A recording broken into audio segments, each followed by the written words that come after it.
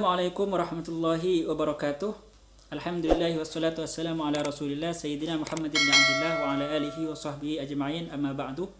Alhamdulillah para pemirsa yang dimuliakan oleh Allah, kita sudah bisa berjumpa lagi pada fasal berikutnya. Kemarin kita hanya sampai pada fasal keempat, sekarang kita akan membahas fasal yang kelima, yaitu fi bayanil istinja'i bil hajar, yaitu fasal yang menjelaskan tentang membersihkan kotoran dengan menggunakan hajar.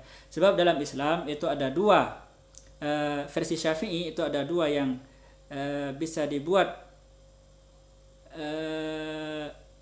membersihkan atau mensucikan. Yang pertama adalah air, yang kedua adalah batu atau benda-benda kasar sebagai badal atau sebagai pengganti dari air. Seperti apakah penjelasan atau caranya, tata cara dan syarat-syarat seseorang bisa istinja atau bisa kelek kalau bahasa Jawanya ya, bisa kelek, bisa cewok dengan hajar itu seperti apa sih syarat-syaratnya? Mari kita simak penjelasannya.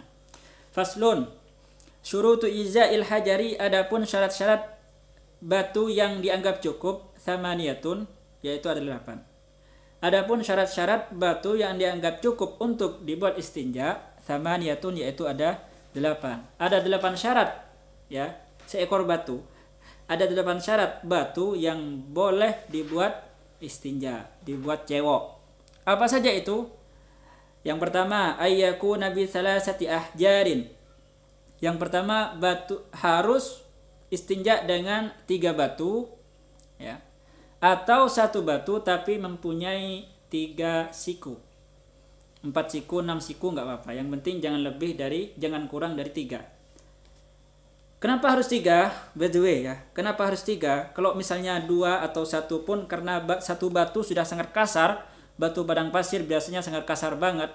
Pakai 1 batu itu sudah sangat bersih sekali. Apakah sudah cukup? Tidak. Sebab memang hadisnya mengatakan harus 3 batu.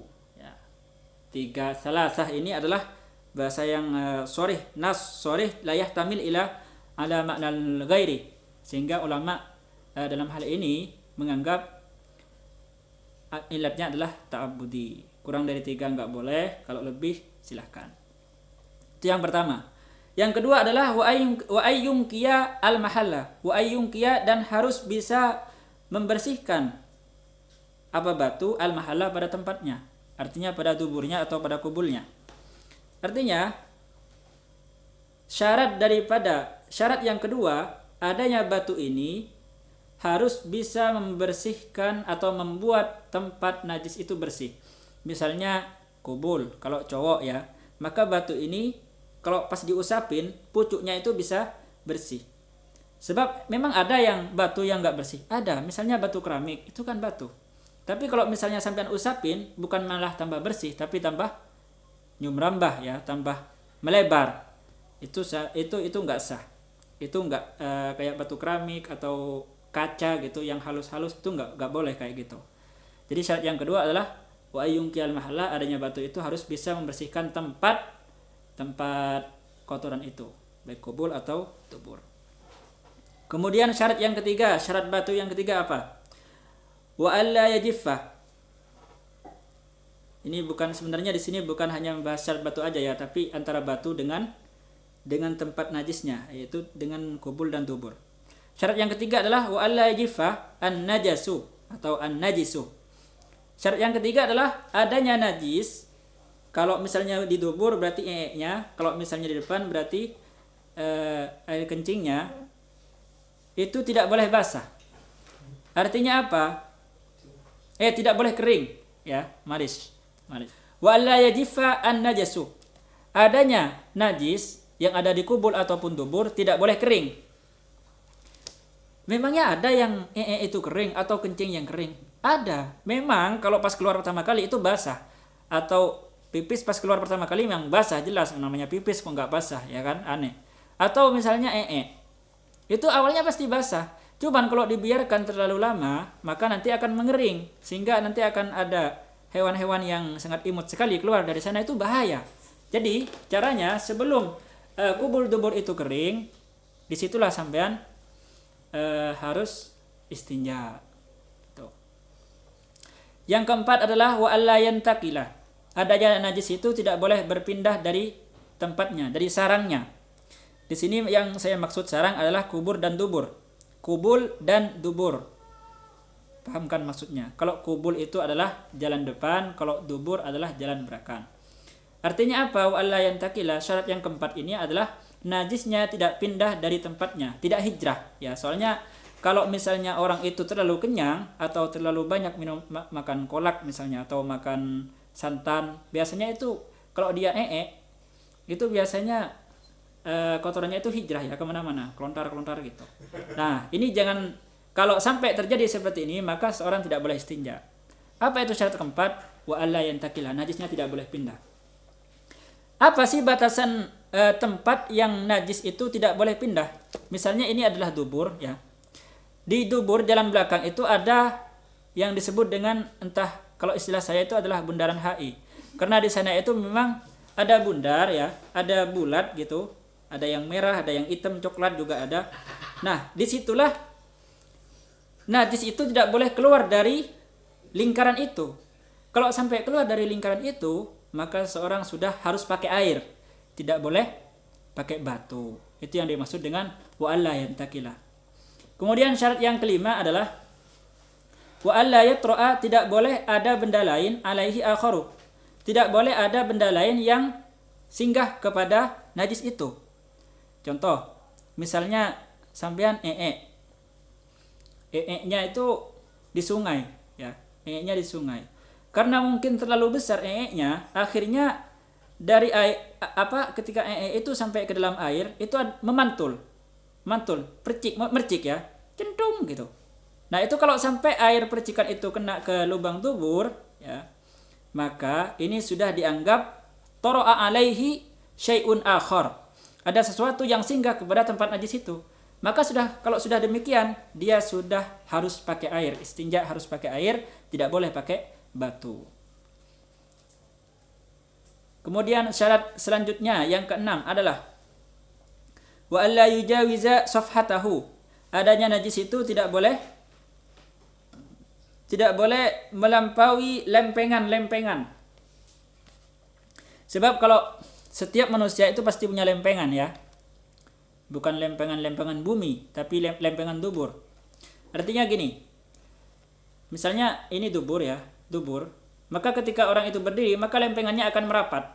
Tapi kalau misalnya dia jongkok, maka lempengannya akan keluar. Nah, kalau sampai najis itu merciknya ke lempengan di sampingnya, maka dia tidak boleh istinja pakai batu, harus istinja pakai air. Wa alla yujawiza safhatahu wa syafatahu. Bagi kalau dubur itu tidak boleh mercik ke lempengannya, tapi kalau hasyafah ya, maka tidak boleh mercik ke daerah hasyafahnya, daerah kepalanya, ke daerah helm. Artinya apa? Kalau sampai seseorang itu pipis, kemudian merambat ke daerah helm itu, ya helmnya itu sampai basah semua misalnya, maka dia sudah tidak boleh istinja pakai batu, tapi harus pakai air. Itu. Kemudian yang kedelapan, syarat seseorang boleh istinja yang nomor 8 adalah wala yusibahu ma'un. Tidak boleh ada air yang mengenainya, baik kubul atau dubur, wa antakunal ahjaru tahiratan. Sekarang dan tidak boleh dan adanya batu harus suci. Memang ada batu yang enggak suci, banyak ya. Misalnya ada batu apa ya? Batu bekas WC misalnya, itu kan enggak suci, mutanajis. Itu enggak boleh, harus pakai batu yang suci. Sekarang ada pertanyaan. Misalnya saya karena WC saya itu di sungai. Jadi ketika saya itu airnya mercik ke dubur saya misalnya. Apakah saya sudah boleh istinja pakai batu? Tidak boleh. Justru seperti itu masuk ke syarat yang ketujuh. Wa alla yusibahu ma'un. Tidak boleh ada air yang memercik kepada kubul ataupun dubur. Kemudian kesimpulan daripada syarat seseorang boleh istinja dengan batu itu ada 8. Jika salah satu syarat yang 8 ini tidak terpenuhi, maka dia sudah wajib istinja dengan air, tidak boleh istinja dengan batu. Wa antakunal ahjar tahiratan. Kemudian ada nggak di sini sifat-sifat batu yang sifat batu yang boleh dibuat istinja itu batu apa saja sih? Apakah harus batu atau boleh yang lain? Dalam hal ini ulama banyak syaratnya ya. Yang masyhur itu syaratnya ada 3. Yang pertama ayyakuna qali'an tahiron, ayyakuna tahiron. Ini syarat yang pertama, dia harus benda kasar ya, tidak boleh pakai batu yang tidak kasar. Bukan yang halus tapi yang kasar. Yang kedua harus qali. Dia itu harus batunya harus sekiranya kalau misalnya diusap, kotoran itu akan ikut.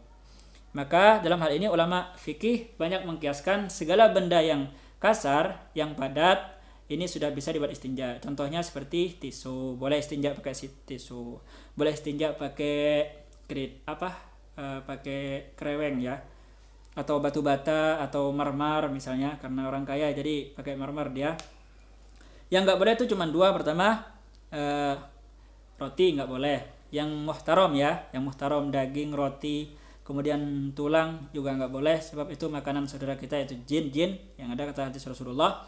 Kemudian benda-benda yang dimuliakan yang lain itu semuanya tidak boleh. Jadi syaratnya yang penting bukan benda muhtaram, bukan benda yang dimuliakan oleh Allah, dan bukan benda-benda yang bisa dimakan. Gitu. Jadi semuanya apa aja boleh, yang penting bukan muhtaram. Cukup sekian dari saya. Apabila ada pertanyaan silakan tulis di kolom komentar, dan insyaallah saya fast respon, saya langsung jawab sebagaimana sampean bertanya di kolom komentar. Cukup sekian dari saya. Wassalamualaikum warahmatullahi wabarakatuh.